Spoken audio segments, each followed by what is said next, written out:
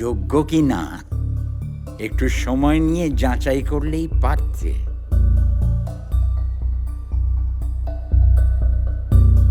সকলি তোমারই ইচ্ছা, ইচ্ছা তোর।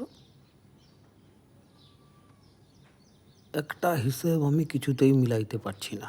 কোনটা স্যার? ও সাহেবের লেজুরটা, হ্যাঁ। পূর্ণেন্দু 27 কোটি টাকা কোট করছে, হবে না এই পুলের কাজ হতে। 30 কোটি নিচে সম্ভব নাই। আর একটা কথা বলো, কিছু টাকা তো ওখান থেকে ঘরে তুলতে হবে নাকি বলো? একদম স্যার, আমাদের সুপারভাইজার ইঞ্জিনিয়ারদের পকেট গরম করে দেবে। তারপর ওই স্পেসিফিকেশনসের বাইরে বিলো কোয়ালিটির মেটেরিয়াল দিয়ে কাজটা নামিয়ে দেবে। এই তো জানা স্ট্র্যাটেজি স্যার। জানা স্ট্র্যাটেজি স্যার।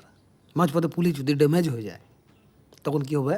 তখন সকলকে জবাবদিহি করতে হবে। ওই পূর্ণেন্দু ব্যানার্জিকে, আমাদের সুপারভাইজার ইঞ্জিনিয়ারকে, এমনকি আপনিও বাদ যাবেন না স্যার।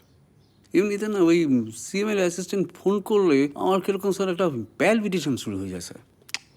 ওসব নিয়ে পাবো নাই। আর বুকার মতো কথা বলো না। আমাদের দেশে না এমএলএ এমপিদের জবাবদিহি করতে হয় না, দোষ দেওয়াটাই আমাদের প্রাইমারি স্কিল। স্যার, দিগম্বরকে ছেড়ে দেবেন ভাবছেন আপনি? ওই একটাকে ইস্যু করে 10টা কাগজে ছাপাবে। মন্ত্রী হওয়া বোধ হয় আপনার আর হলো না স্যার।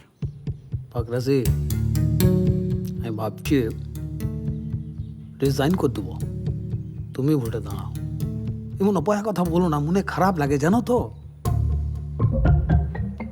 এই পুণ্যান্তি বাবু কখন আসবে? ঝাড়খণ্ডে কাঠের পেমেন্টগুলো যেগুলো পেন্ডিং ছিল সেগুলো তো দেখছি টাইমলি ঢুকছে। কী করে হচ্ছে? ওটা পূর্ণেন্দু ভালো সামলাচ্ছে। ট্রাক পৌঁছলেই ওদেরকেও ইনভয়েস রেস করে দিচ্ছে।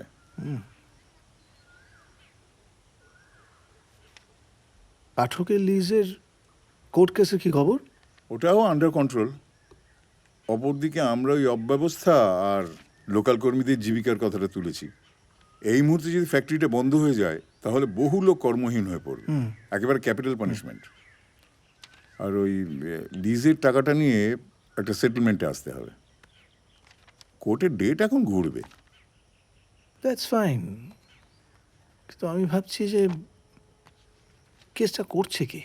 ওই আগরওয়ালি উকিলের টাকা জোগাচ্ছে। তবে আমার কথা হচ্ছে এই দলিলের কপি ওর কাছে কি করে গেল? সেটা তো ভাবছি ম্যানেজবাবু। কেউ তো আছে যে শান্ত রায়গঞ্জকে অশান্ত করার চেষ্টা করছে। যেই হোক সে অপোজিশন পার্টির লোক নয়, খুব কাছের কেউ।